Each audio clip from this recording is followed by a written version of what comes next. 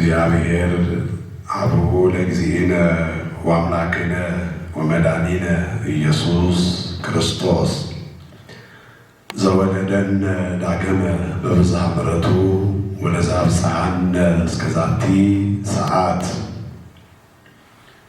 ከማይጠፋው ዘር ከዘላለም አባትና አምላክ ዳግመኛ በልጁ በኢየሱስ ክርስቶስ የወለደን በኃጢአታችንና በበደላችንም ሙታን ሆነን ሳለን ሕይወትን የሰጠን ዛሬም እንኳን በዓይን አምሮት በሥጋ ምኞት በገንዘብ ትምክህት በተያዘችው ዓለም ውስጥ እንደ ዓይን ብሌኑ የሚጠብቀን ሁሉም ነገር እስኪገባን በትዕግስቱ የተመለከተን የአባቶቻችን የቅዱሳን አምላክ የእኛም ጌታ ልዑል እግዚአብሔር ስሙ ለዘለዓለም የተመሰገነ ይሁን።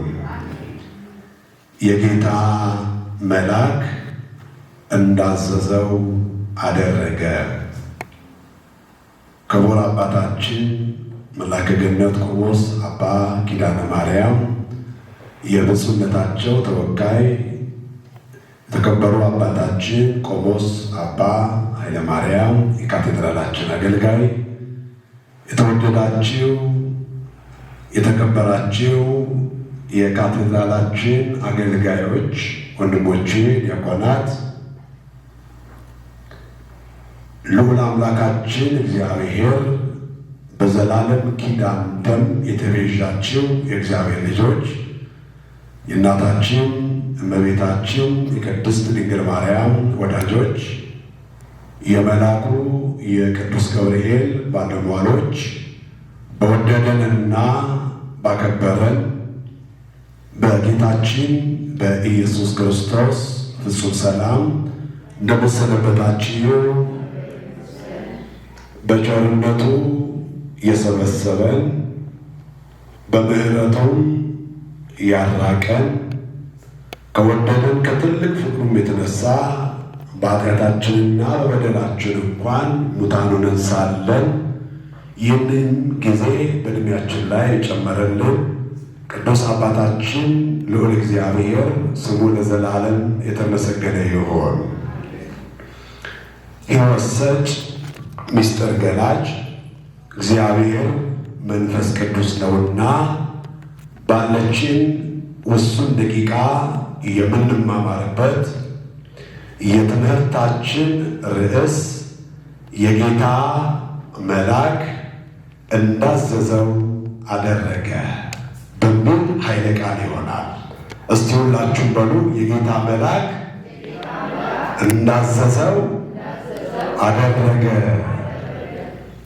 የማቴዎስ ወንጌል ምዕራፍ 1 ቁጥር 24 ላይ ተጽፎ የምናገኘው የሕያው የእግዚአብሔር ልጅ የጌታችን የመድኃኒታችን የኢየሱስ ክርስቶስ ቅዱስ ወንጌል ቅዱስ ማቴዎስ እንደጻፈልን በረከቱ ከሁላችን ጋር ትሁን።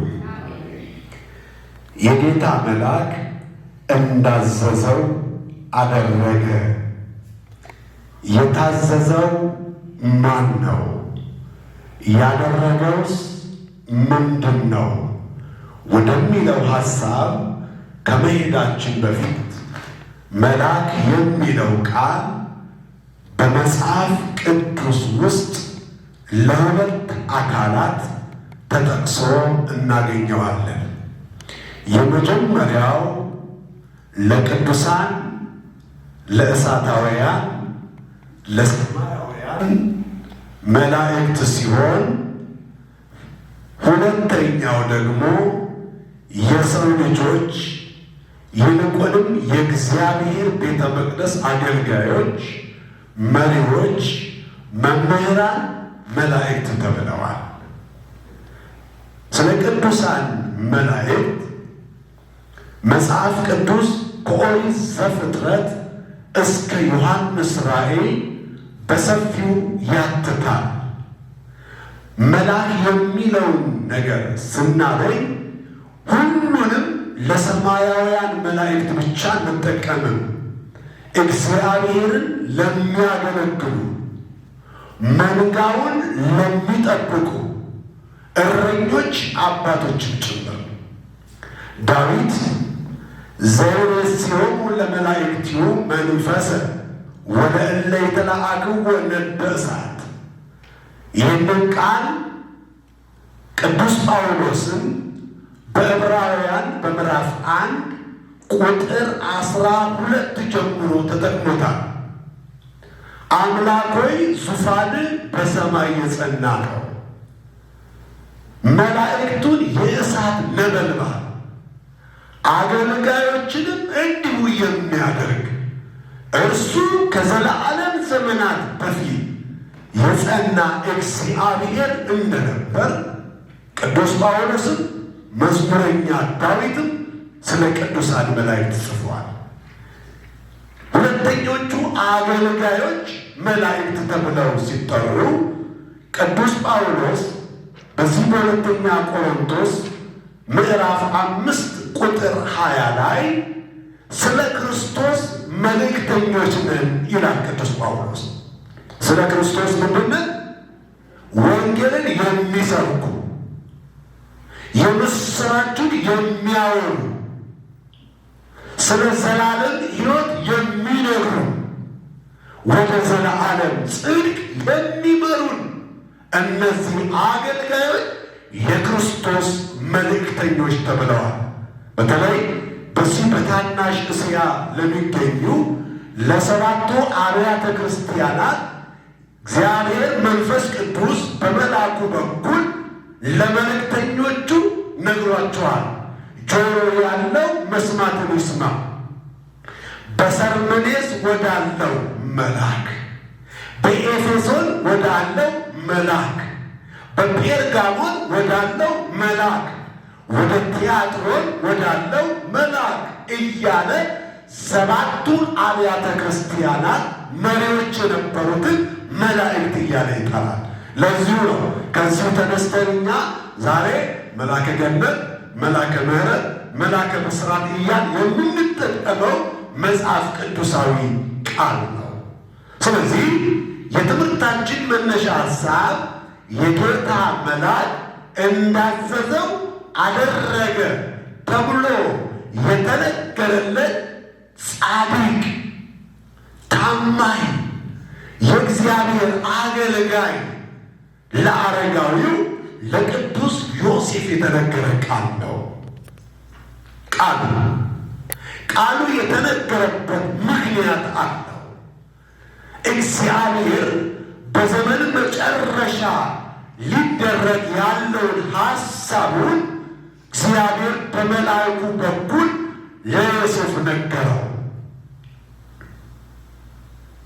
እግዚአብሔር ዓለምን ለማዳን የሚመጣ እንደሆነ በሥጋ የሚገለጠው ለራስህ ሥጋን አዘጋጀ ተብሎ በዕብራውያን 10 ላይ የተጠቀሰ እግዚአብሔር ለማደሪያነት የመረጣት የዓለምን የሰው ዘርን ወክላ ስለተገኘች ስለ ቅድስት ድንግል ማርያም ታሪኩን ታውቁታላችሁ።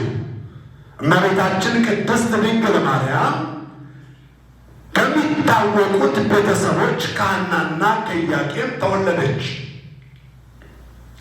3 ዓመት በቤተሰቦቿ ዘንድ ቆየች። ከ3 ዓመት እስከ 12 ዓመት ድረስ በ12 በቤተ መቅደስ ቆየች።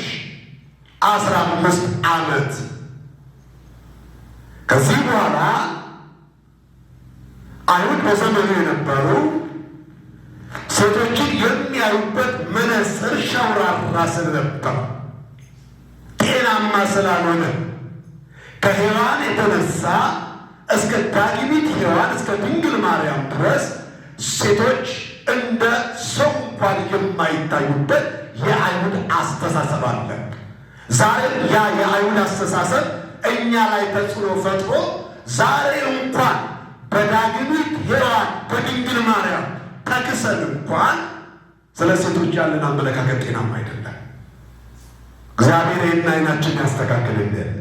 ያንን ካሳ ለማስተካከል እግዚአብሔር እንዲሁ መምጣት እየቻለ ከሴት ተወለደ። ቅዱስ ጳውሎስ በዕብራውያን በገላትያ ምዕራፍ 4 ላይ ከሴት የተወለደው ልጁን ላከ አለ። ክርስቶስ ከየት እንደመጣ ለመግለጥ ነው። ከወንድ ተወለደ ለማለት አይደለም። ምክንያቱም በዮሐንስ ወንጌል ምዕራፍ 1 ቁጥር 14 ላይ እሱ ከሥጋና ከደም ፈቃድ አልተወለደም፣ ስሙ ለዘላለም የተመሰገነ ይሁን። ከሴት የተባለችው እመቤታችን ቅድስት ድንግል ማርያም።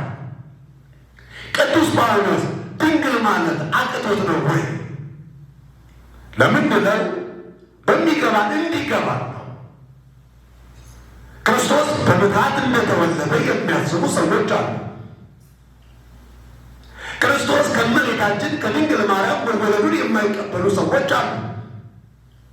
ይህንን አስተሳሰባቸውን በዘመኑ እግዚአብሔር ከሴት የተወለደው ክብር ምስጋና ለስሙ አጠራሩ ይሁን። በዮሐንስ ወንጌል ምዕራፍ 2 ላይ ይህ ቃል ትዝ ይላችኋል። ጌታ ራሱ ደግሞታል። አንቺ ሴት ብሏል። ሴት ማለት የክብር ስም ነው። ሴት ማለት ዘፍጥረት 2 ላይ ተተርጉሟል። ሥጋሽ ከሥጋዬ አጥንትሽ ከአጥንቴ ማለት ነው። ሴት ማለት ወንድና ሴት የጾታ መለያ ማለት። ወንዶች ወንድ ሲባሉ ደስ እንደሚላቸው፣ ሴቶች ሴት ሲባሉ ለምን ይከፋቸዋል? ጤናማ ያልሆነ አስተሳሰብ ነው። ሴቶች ነን። ድንግል ማርያም ሴት ተብላ እንኳን ተጠርታለች። ቅዱስ ጳውሎስ ያነሳበት ምስጢር ነው። ስለዚህ እመቤታችን ለዮሴፍ ታጨች። ቅዱስ ዮሴፍ አረጋዊ ነው። ብዙ ታሪክ ስላለ ሰፊ ዘገባ ውስጥ አልገባም። ቅዱስ ዮሴፍ በዘመኑ የተረዳውና የገባው ነገር ስለሌለው እመቤታችን ቅድስት ድንግል ማርያምን ዮሴፍ በስውር ሊተዋት አሰበ። ሊገላት ስላልወደደ ጻድቅ ሆኖ ሳለ በደንብ አስተውሉ። ጻድቅ ነው። እመቤታችን ጸንሳ ተገኘች። እሱ በጊዜው ቤት ውስጥ አልነበረም። ስለዚህ እመቤታችን ሌላ ነገር እንደተፈጠረ እንደ ሥጋ አስተሳሰብ ዮሴፍ አይምሮ ውስጥ ተመላለሰ። የጌታ መልአክ አጠራለት። እግዚአብሔር ለእኛም እውነቱን ያጥራልን። አጠራለት። ድንግዝግዝ የሆነ እውቀት ላለን ሰዎች የእግዚአብሔር ቃል የሚያጠራ ቃል ነው። ዳዊት እንደነገረ የእግዚአብሔር ቃል የሚያበራ ቃል ነው። ዳዊት እንደነገረ የእግዚአብሔር ቃል ግራ የተጋባነውን ወደ ቀኝ የሚያመጣ ቃል ነው። እኛ ወደ ቃሉ እንጂ ቃሉ ወደ እኛ እንዲመጣ እንዳንፈልግ የዓለማችን 2 ትርጓሜ መንገዶች ናቸው ዛሬ መጽሐፍ ቅዱስ ክርስትና ሰውና ሰው እንዲጋጭ እያደረገ ያለው። አንዳንዶች የሚተረጉሙት መጽሐፍ ቅዱስ እነሱ ያወቁትን እንዲያረጋግጥላቸው መጽሐፍ ቅዱስን ወደ እነሱ እውቀት ይስባሉ። ስህተት ነው ይሄ። ሰው ማሄድ ያለበት ወደ ማን ነው? ወደ ቅዱስ ቃሉ ነው።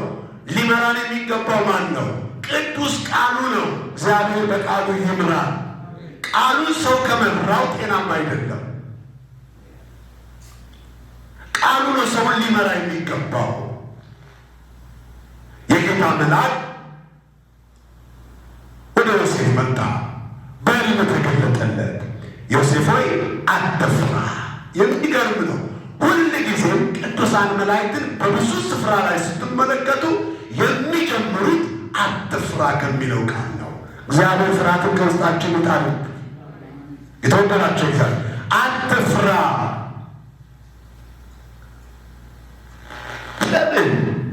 ማርያምን ለመውሰድ ሊተዋት ነው ያሰበው፣ ሊሸሽ ነው ያሰበው፣ ሊያመሃኝ ነው ያሰበው። ነገር ግን ጻድቅ ስለሆነ ሌላ ሰው ሊያወራ አልፈለገም። ጽድቅን የሚያውቅ እውነተኛ ክርስቲያን ስለ ወንድሙ በደል አያወራም። ምክንያቱም ቅዱስ ጳውሎስ በገላትያ ምዕራፍ 6 ላይ ከእናንተ በእምነት የደከመውን ተቀበሉ፣ በሐሳቡም ላይ ምን አትበሉ፣ አትፍረዱበት ስለሚል እንኳን ብርቱን አይደለም የደከመውን ሰው እንድንሸከም ቅዱስ መጽሐፍ ይነግረናል። እያስተዋል ነው። ክርስትናውን አልጀመርንም ማለት ነው። እንኳን ልንኖርበት እኛ የወንድማችንን ገበና ፈናቅቶናል። የእህቶቻችንን ድካም መሸከም አቅቶናል። ቅዱሳን የሌላውን ኃጢአት በመሸፈን እነሱን በማጋለጥ ነው የሚኖሩ። ዮሴፍ ነገሩን ባይገባውም ሊያጋፍጥ አልፈለገም። ጻድቅ ሆኖ ሳለ በስውር ሊተዋት አሰበ። በዚያ ዘመን አንዲት ሴት በትዳር ተወስና ሳትኖር ጸንሳ ብትገኝ በድንጋይ ተወግራ ትገደል የሚል የአይሁድ ሕግ አለ። እግዚአብሔር አይደለም ያለው። የማን ሕግ? የአይሁድ ሕግ። በደንብ እንድናስብ የአይሁድ ሕግና የእግዚአብሔር ሕግ ይለያል። እግዚአብሔር በትንቢተ ሕዝቅኤል በምዕራፍ 18 ቁጥር 18 ላይ የኃጢአተኛውን ሞቱን አልፈቅድም ይላል። ክብር ምስጋና ለስሙ ይሁን። ኃጢአተኛው እንዲሞት እንኳን ጻድቅ ኃጢአተኛው ምን እንዲል አይፈልግም? እንዲሞት አይፈልግም። በዘመኑ የነበሩ ሰዎች ግን የእግዚአብሔርን ቃል እያስታከኩ የራሳቸውን ጽድቅ ያቆማሉ። ቅዱስ ጳውሎስ የነገረን ነው። በእግዚአብሔር ጽድቅ መመራት ሳይችሉ ሲቀሩ የራሳቸውን ጽድቅ ያቆማሉ። ብዙ ሰው አለ የራሱን ጽድቅ የሚያቆም፣ የራሱን ቅድስና የሚያቆም። ተመልከቱ፣ የእግዚአብሔር ጽድቅ ነው ወደ ዘላለም ሕይወት የሚያሻግር፣ የሰው ጽድቅ አይደለም። ለዚሁ ነው ክርስቶስ በብዙ ስፍራ ላይ አይሁድን ሲወቅሳችሁ የምናየው። እናንተ ስለ ወጋችሁ የእግዚአብሔርን ሕግ ትሽራላችሁ። ስለምናችሁ? ወግ ነው። አያችሁ፣ ወግና የእግዚአብሔር ቃል አብሮ አይሄድም። ወግ የሰዎች አስተሳሰብ ነው። ወግ የሰዎች ፈጠራ ነው። ወግ በወግ ቦታ ሊጠቅም ይችላል። በመንፈሳዊ ዓለም ላይ ግን ከእግዚአብሔር ቃል እኩል መታየትም መታሰብም የለበትም። ለመልሳችሁ የጌታ መልአክ ለዮሴፍ በሕልም ተገለጠለት። ዮሴፍ ሆይ አትፍራ፣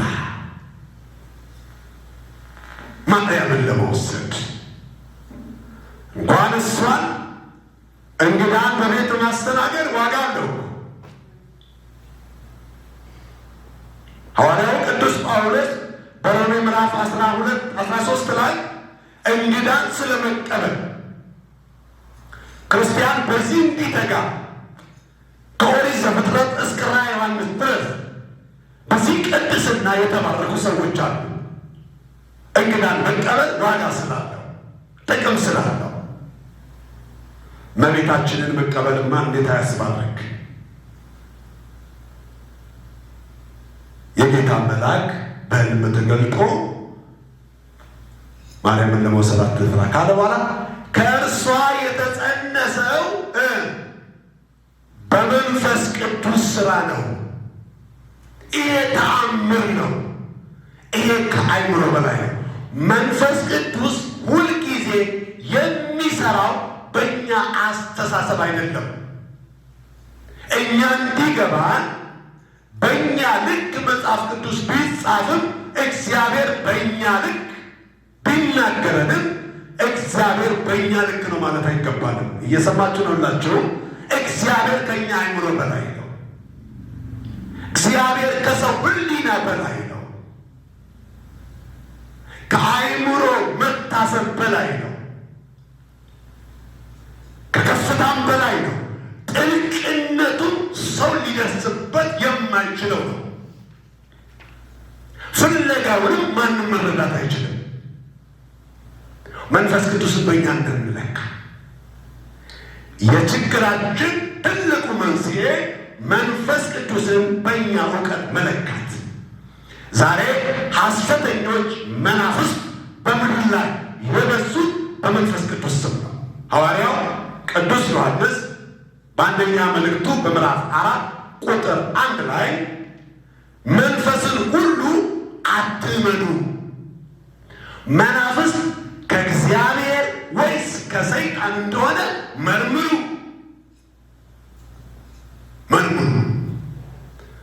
ዛሬ ዓለማችን እየተናጠ ያለበት ይልቁንም ሀገራችን ኢትዮጵያ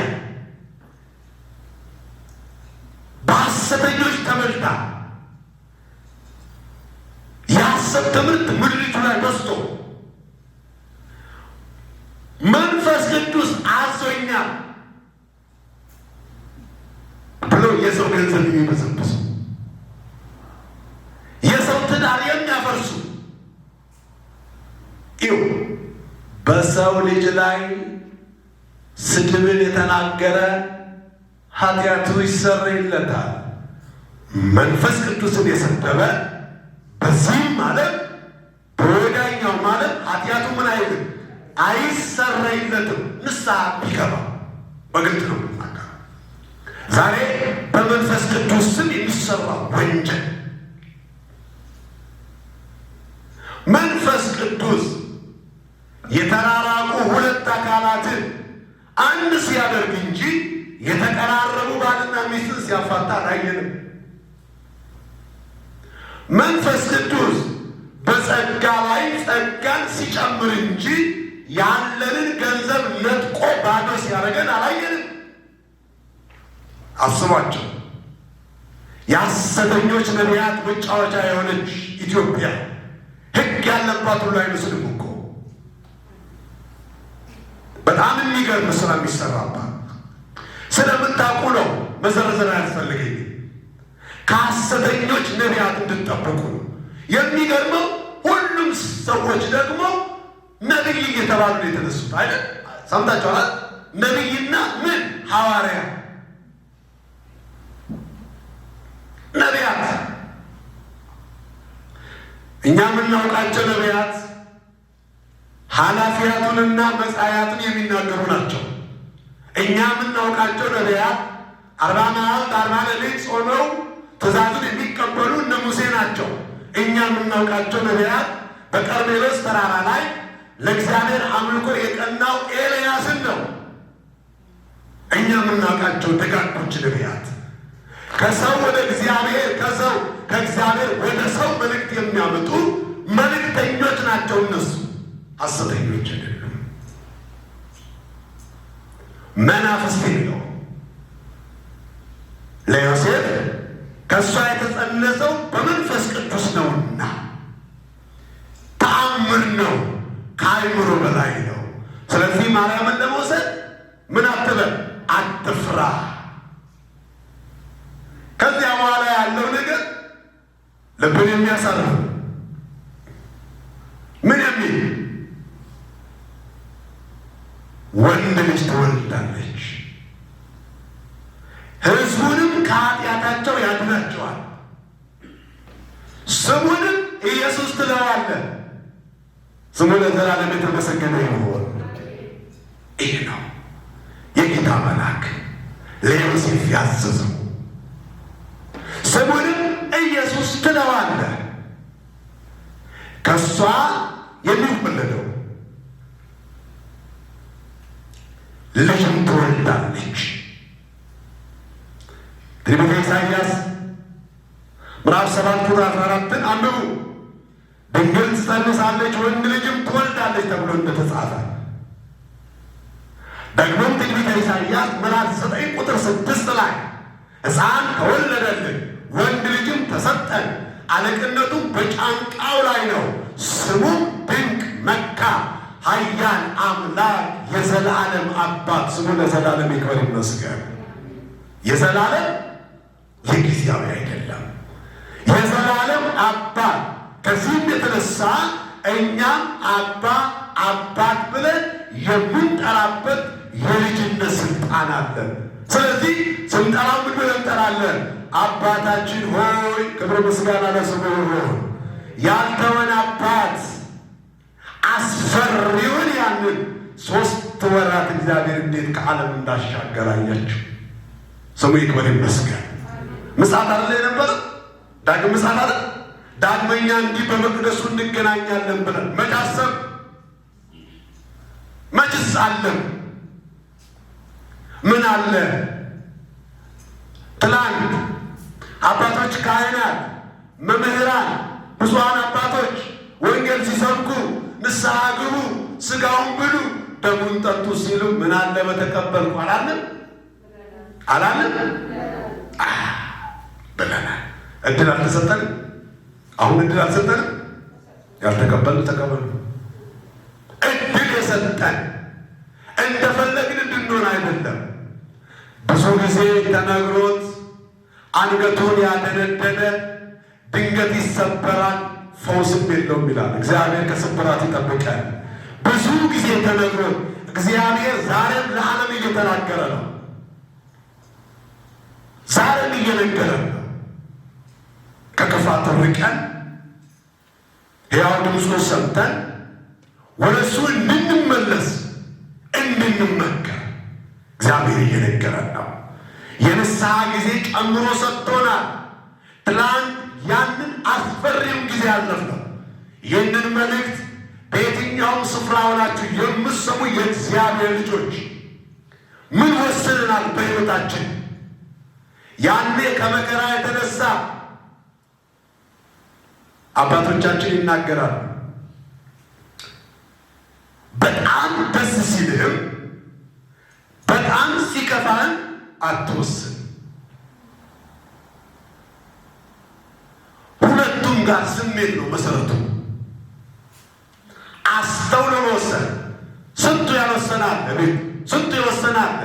እንደው እግዚአብሔር እድሉን ቢሰጥን ቤተ ክርስቲያን በተከፈተልን ለምን ተዘጋ ብለው ሲጮህ የነበሩ ሰዎች ይኸው ተከፍቶም አልመጡም። ግን ለምን ተዘጋ? እነሱ ናቸው።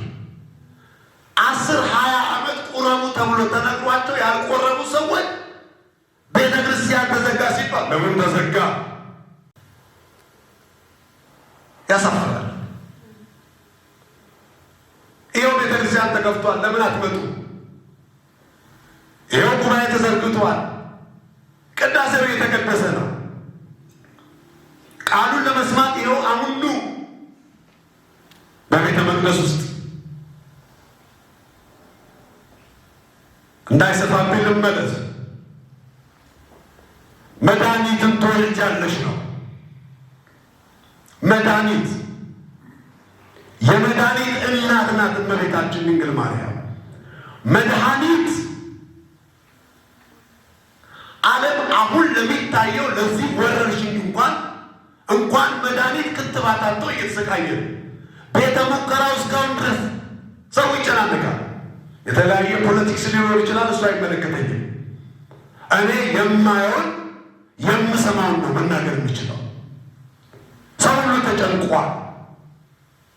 የተወደዳቸው የእግዚአብሔር ልጆች የጌታ መልአክ ይህንን አለ። ዮሴፍም ከእንቅልፉ ነቅቶ የጌታ መልአክ እንዳዘዘው አደረገ ይላል። ክብር ምስጋና ለስሙ አጠራሩ ይሁን።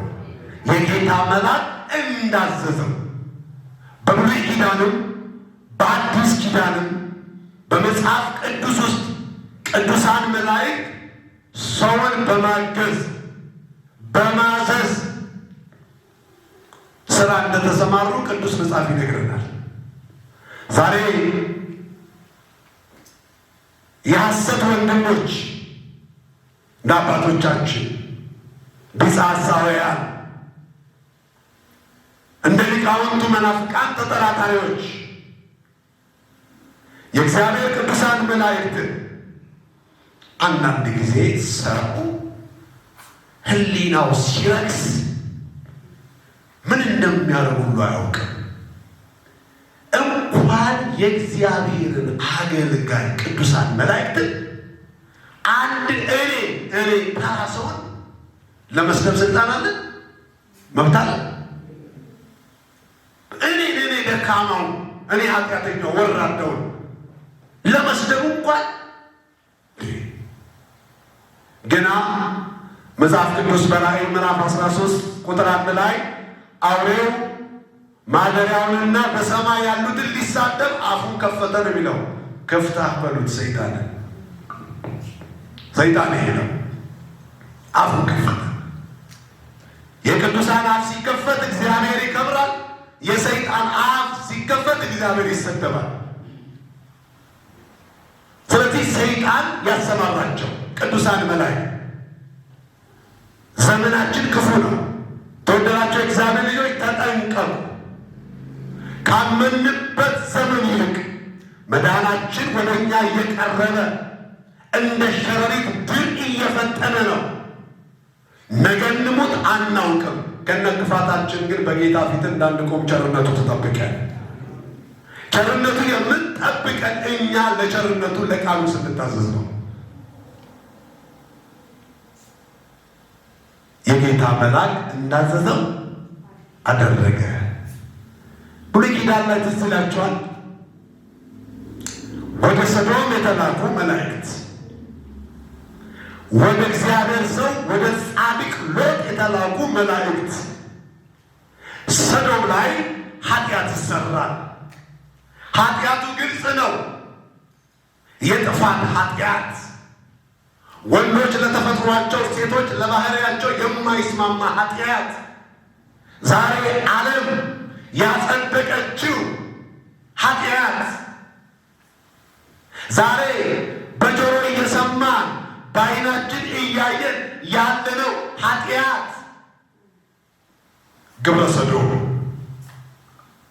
ነው ማለት አጸያፊ ማለት በእግዚአብሔር ፊትም በሰው ፊትም ነውር የሆነ ነገር።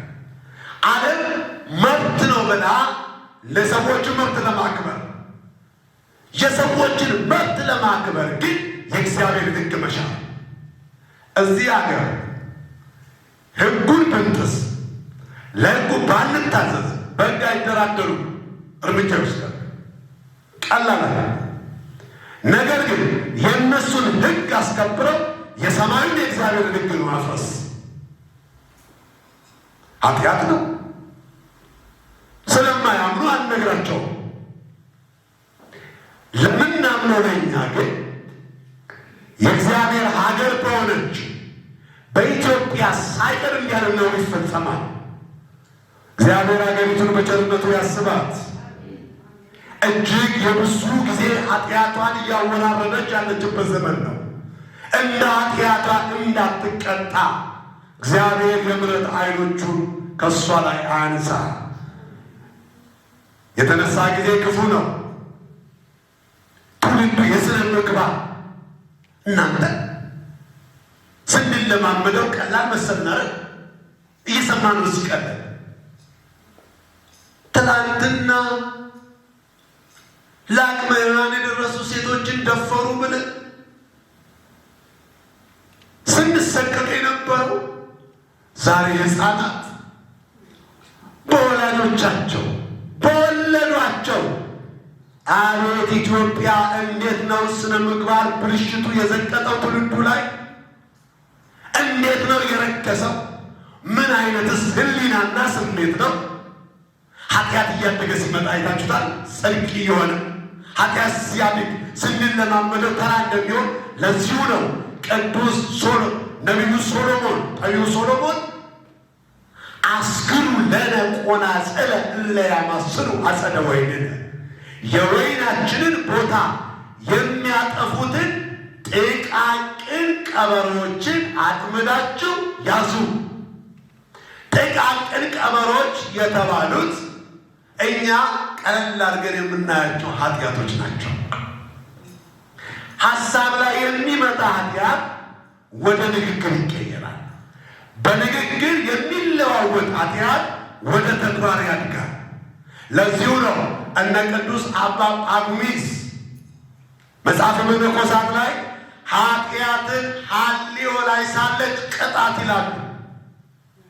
ሐሳብ ላይ እያለች ከሐሳብ ቅዱስ ጳውሎስም ተናግሯል። በሮሜ መልእክቱ ላይ ያዕቆብም ተናግሯል። ኃጢአት ምኞት ጸንሳ ኃጢአትን ትወልዳለች፣ ኃጢአት አድጋ ሞትን ታመጣለች ነው ያለው። የኃጢአት ደሞዝ ደግሞ ምንድን ነው? ሞት ነው፣ የዘላለም ሞት። በዚያ ዘመን የነበረው ክፉ ኃጢአት ልምምዳቸው ነበር። ከሰው ጋር ሲፈጽሙ የነበሩ የሰዶም ከተማ ሰዎች መላእክት ወደ ሎጥ ቤት መጡ። ከእግዚአብሔር ተልከው የሰው አልበቃ ሲላቸው ከመላእክት ጋር እንዴት ያለ ክፋት ነው! ለጥፋት የሚያቀርብ ሰው የጠፋበትን መንገድ። ያን ጊዜ ወደ ሎጥ ቤት መጡ። በቤት ያሉትን እነዚህ እንግዶች አውጣ፣ ከእነሱ ጋር ኃጢአትን ፈጽማሉ። ግዴላችሁም ወንድ የማያውቁ 2 ሴቶች አሉ፣ እነሱ እንደፈለጋችሁ አድርጉ አላቸው ሎጥ። እነሱ ግን እምቢ አሉ። ወንድ ከሴት ጋር ለባህሪው ይስማማል፣ ተፈጥሮም ያዛል። ነገር ግን አያችሁ እንዴት ኃጢአት እያደገ እንደመጣ። ቀስ እያለ ከተፈጥሮ ባህሪያችን ወጣንና ያለ ተፈጥሮ ባህሪያችን፣ ከዚያ ደግሞ ከባህሪያችን ጋር የማይመሳሰሉ ከሰማያውያን ጋር የሰው ፍላጎቱ ምኞቱ የማይቋረጥ ስለሆነ መላእክት አዩአቸው። ሎጥን ወደ ቤት ግባ፣ ዓይናቸውን አሳወሩ ቅዱሳን መላእክት። ከዚያ በኋላ ለሎጥ ትእዛዝ አዘዙ። ምን ብለው? ራስህን አድን፣ ወደ ኋላ አትይ፣ በዚህም ዙሪያ አትቁም፣ እንዳትጠፋ ወደ ተራራ ሸሽተህ አምልጥ። ኦሪት ዘፍጥረት ምዕራፍ 19 ቁጥር 19 ላይ ራስህን አድን። ዛሬ ራስን የማዳን ዘመን ነው። መጀመሪያ ራሱ ያላዳነ ሰው ሌሎችን ማዳን ይችላል። ስለዚህ ራሳችን እናድን። ስንቀጥል ወደ ኋላ ያለፈውን ኃጢአት ትተን የመጣነውን ንስሐ ገብተን በንስሐ ሳሙና የታጠብነውን እግዚአብሔር የተወልንን ኃጢአት እንዳናስታውስ እንዳንመለስ፣ ውሻ ወደ ክፋቱ እንደሚመለስ ወደ ጥፋቱ እናንተም እንዲሁ እንዳትመለሱ። ሐዋርያው ቅዱስ ጳውሎስም የኋላዬን እየረሳሁ የፊቴን ለመያዝ እዘረጋለሁ አለ። ትላንት ባለማወቅ የሰራሁትን ኃጢአት እየረሳሁ ወደፊት እጓዛለሁ። በዚህ ዙሪያ ሁሉ አትቁማል። ኃጢአት በሚሰራበት ዙሪያ አትቁም። እቺ ቃል እንኳን ለእኛ አሁን አትቻልም። እዚህ ሀገር ያለ ነው ከነሱ ጋር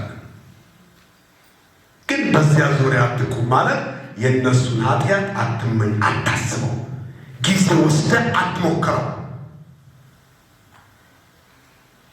ጊዜ አትስጠው ለጭንቅላትህ። በዚህ ዙሪያ አትቁም። በዚህ ጉዳይ ከሚያወሩ ሰዎች ጋር አትተባበር። ዛሬ እነዚህ ምንም የማያውቁትን ሕፃናት በየትምህርት ቤቱ ይህንን ነው የሚያስተምሯቸው። እግዚአብሔር ይመስገን ወደ መቅደሱ እግዚአብሔር ነጥቆ አምጥቶልናል። ክብር ምስጋና ይኖረው። እነሱ ናቸው አሁን የሚተጉት፣ እነሱ ናቸው ለቃለ እግዚአብሔሩ፣ እነሱ ናቸው ለጸሎቱ። ቅዳሴ ከመቀደሱ በፊት የመጡት ልጆች እስካሁን ድረስ ይዋሉ። እግዚአብሔር ስላጸናቸው እኮ ፍቅሩ ውስጣቸው ስላደረ ነው። እግዚአብሔር ያሳድግልን። እነዚህ ዲያቆናት በጥበብ በሞገስ ያሳድግልን። የተወደዳቸው የእግዚአብሔር ልጆች፣ ስለዚህ አትቁም፣ በኃጢአታቸው አትተባበር ማለቱ ነው። የመጨረሻው እንዳትጠፋ ወደ ተራራ ሸሽተህ አምልጥ። ተራራ የተባለው የእግዚአብሔር ቃል፣ ተራራ የተባለችው ቤተ ክርስቲያን፣ ተራራው የተባለ የመንግስቱ ወንጌል። የተወደዳችሁ ተራራ በብዙ ምሳሌ ይመስላል። የሕያው የእግዚአብሔር ክብሩ የሚነገርበት፣ ጌትነቱ የሚወሳበት የአምልኮ ማዕከል ተራራ ሸሽተህ አምልጥ። ልናመልጥ የሚገባው ወደዚህ ነው። ለዚሁ ነው የእግዚአብሔር ስም የጸና ግንብ ነው፣ ጻድቅ ወደ እሷ ሮጦ ያመልጣል። እግዚአብሔር ያስመልጠን ከክፉ ነገር። ጻድቅ ወደ እግዚአብሔር ቃል ይሮጣል። ልክ በዓለም ላይ ኃጢአት ሲሰራ አዲስ ነገር ሲታወጅ ክርስቲያን የቱን ነው የሚያየው? ይህንን ሕገ መንግሥት ነው የሚያነባው። ጌታዬ ምን ብሎኛል? ቃሉ ምን ይለኛል ለሚለው ቃል። በአዲስ ኪዳንም ትዝ ይላችኋል የጌታ መልአክ የመጀመሪያው ዘፍጥረት ምዕራፍ 19 ቁጥር 19 ላይ ነው ሎጥን ያዘዘው። ሁለተኛው ቅዱስ ጴጥሮስን በሐዋርያት ሥራ ምዕራፍ 12 ከቁጥር 7 ጀምሮ የጌታ መልአክ መጣ። ቅዱስ ጴጥሮስ እስር ቤት ነው ያለው፣ አንቀላፍቷል። ከድብደባ የተነሳ መልአኩም የቅዱስ ጴጥሮስን ጎኑን መጥቶ አነቃው። ፈጥነህ ተነስ አለው። ቅዱስ ጴጥሮስም ከእንቅልፉ ሲነቃ የመልአኩን ትእዛዝ ሲያከብር በእጁ ያለው ሰንሰለት በእግሩ ላይ ያለው እግር ብረት እንደ ቅቤ እየቀለጠ ወደቀለት። ክብር ምስጋና ለስሙ ይሁን። የጌታ መልአክ እንዳዘዘው አደረገ። የጌታ መልአክ የሚያዘው የጌታን ቃል ነው፣ ከራሱ አይደለም። የጌታ ቃል ነው። መላእክት የሚላኩት ከእግዚአብሔር ዘንድ ነው። እግዚአብሔር ሲያዛቸው ወደ እኛ ይመጣሉ፣ ይላካሉ። የእግዚአብሔር መልአክ በሚፈሩ ሰዎች ዙሪያ ይሰፍራል፣ ያድናቸውማል።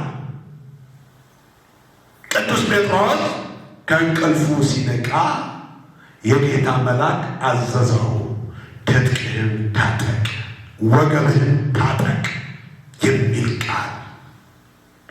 አሁን ቅድስናችንን፣ ንጽህናችንን፣ መንፈሳዊነታችንን ታጥቀን የምንጠብቅበት ዘመን። ቀጥሎ መልአኩ ጫማህን ተጫማ፣ የልጅነትን ስልጣን ጠብቅ፣ ባሪያ እንዳትሆን። ምክንያቱም ገላትያ ምዕራፍ 5 ቁጥር 1 ላይ በነፃነት ልንኖር ክርስቶስ ምን አደረገ? ነፃ አወጣን። እንደገና በባርነት ቀንበር አትያዙ፣ ኃጢአት ባሪያ አድርጎ እንዳይዛችሁ፣ ገንዘብ ባሪያ አድርጎ እንዳይዛችሁ፣ ስልጣን ባሪያ አድርጎ እንዳይዛችሁ ነፃ ወጣችኋል። በማን? በክርስቶስ። ክብር ምስጋና ለስሙ ይሁን። ነፃ ወጥተናል በክርስቶስ። አንድም የአእምሮ የህሊና ዕዳ እንዳይኖርብን ከመጀመሪያው ኃጢአት ከአዳማዊ ኃጢአት ነፃ ወጥተናል በክርስቶስ። እንደገና ግን በባርነት ቀንበር እንዳንያዝ ልጅነታችን ጠብቁን። የእግዚአብሔር ልጆች ተብለን እንድንጠራ አብ እንዴት ያለውን ፍቅሩን እንደሰጠን እዩ። አንደኛ ዮሐንስ ምዕራፍ 3 ቁጥር 1 ላይ የማን ልጆች ተብለን እንድንጠራ? የእግዚአብሔር ልጆች ተብለን እንድንጠራ አብ እንዴት ያለ ስልጣን እንደሰጠን። ይህ ስልጣን ለማንም አልተሰጠንም። ክብር ምስጋና ለስሙ ይሁን። ይሄ ስልጣን ለተቀበሉት በስሙ ለሚያምኑት የተሰጠ ስልጣን ነው።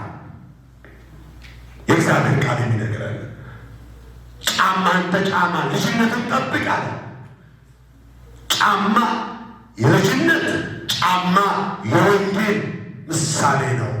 የወንጌሉን ቃል ጠብቅ ጠብቅ። ኤፌሶን ምዕራፍ 6 ቁጥር 14 ላይ የሰላምን ወንጌል ተጫምተው እግሮቻችሁ ይቁሙ። የሰው የክርስቲያን ጫማው የሰላም ወንጌል ነው። በየቤቱ ሲሄድ የሚያወራው የሰላም ወንጌል ነው። እግሮቹ ወደሚንቀሳቀሱበት የሚያወራው የሰላም ወንጌል ነው እንጂ የእውቀት ወንጌል አይደለም። የሰላም ወንጌል፣ የፍቅር ወንጌል፣ የይቅርታ ወንጌል፣ የአንድነት ወንጌል፣ የሰላም ወንጌል። እግሮቻችን የትኛውን ነው የሚያወሩት? እስቲ ከሰው ጋር ስንገናኝ፣ ወደ ሰው ቤት ስንሄድ የሰላም ወንጌል ነው ይዘን የምንሄደው ወይስ የወሬ የማጣላት ወይስ የማፋቀር አንድ የማድረግ ወይስ የመለያየት? ወንጌል የሰላም ወንጌል የአንድነት ነው። ወንጌል የዘላለም ነው። ከፀሐይ መውጫ እስከ ፀሐይ መጥለቂያ ድረስ የሚሰበከው በቅዱሳን ሐዋርያት እጅ የተላከው ወንጌል የሰላም ወንጌል። ጫማን ተጫማ አለውና ቅዱስ ጴጥሮስን ልብስን ለብሰህ ተከተለኝ አለው። ቅዱስ ጴጥሮስን ልብሱን ለብሶ መልአኩ የጌታ መልአክ እንዳዘዘ አደረገ። የጌታ መልአክ እንደሚያዘን ባለመኖር ካላደረግ ምን ይገጥመናል?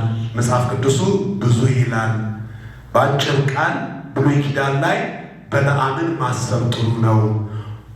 መልአኩ እያዘዘው እንዲህ ብሎ እስራኤልን ሊረግም ሲሄድ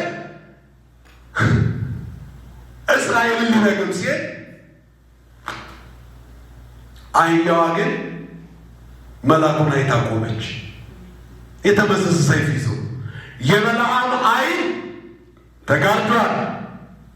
የአህያዋ ዓይን ግን መልአኩን አቤት እግዚአብሔር ይሰውረን። ከሰው ምን በለጠ? ምን በለጠ? ምን በለጠ ከሰው? አልወጣኝም። አያችሁ፣ አልወጣኝም። መጽሐፍ ቅዱስ ዳዊት ምንድን ነው ያለው? ሰው ክቡር ሆኖ ሳለ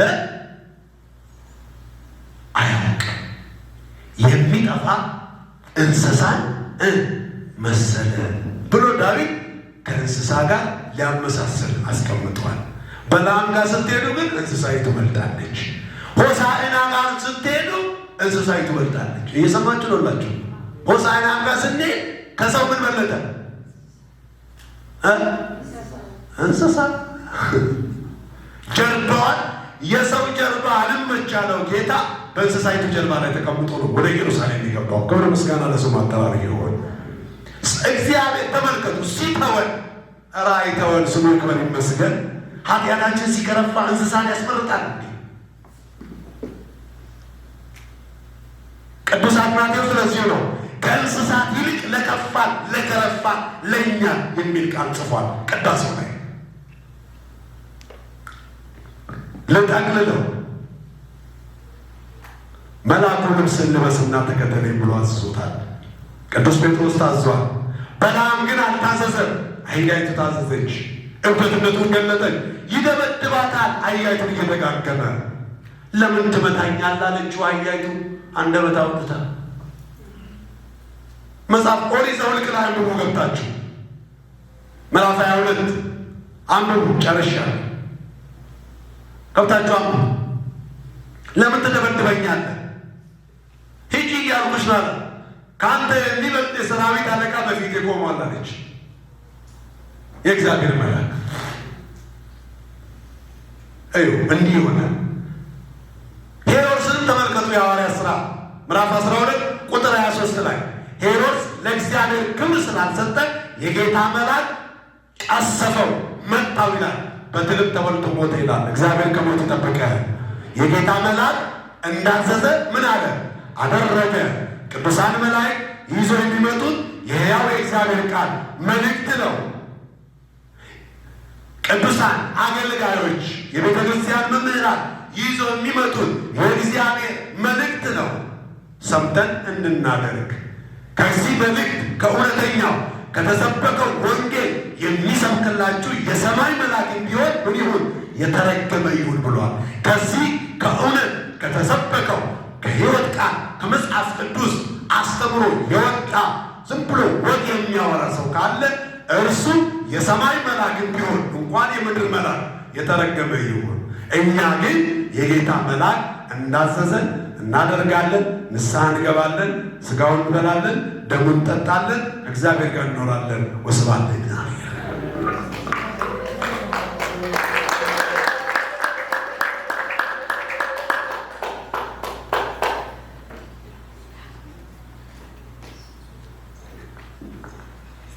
በእውነት አስተማረን ለመከረን እግዚአብሔር አምላካችን ስሙ የተመሰገነ ይሁን። ለመምህራችን ለመጋቢ ሐዲስ ቃሎት ያሰማልን፣ ቃሎት ያሰማልን። በቤቱ በጸጋ በቤት ይጠብቅልን። እግዚአብሔር አምላክ እንዲህ ላሉ አባቶቻችን ከቤተ መቅደሱ አያጥፋብን። ከዚህ በመቀጠል ጉባኤያችንን በዝማሬ በጸሎት ከመዝጋታችን በፊት አባቶቻችን የሚያስተላልፉት ቃል ካለ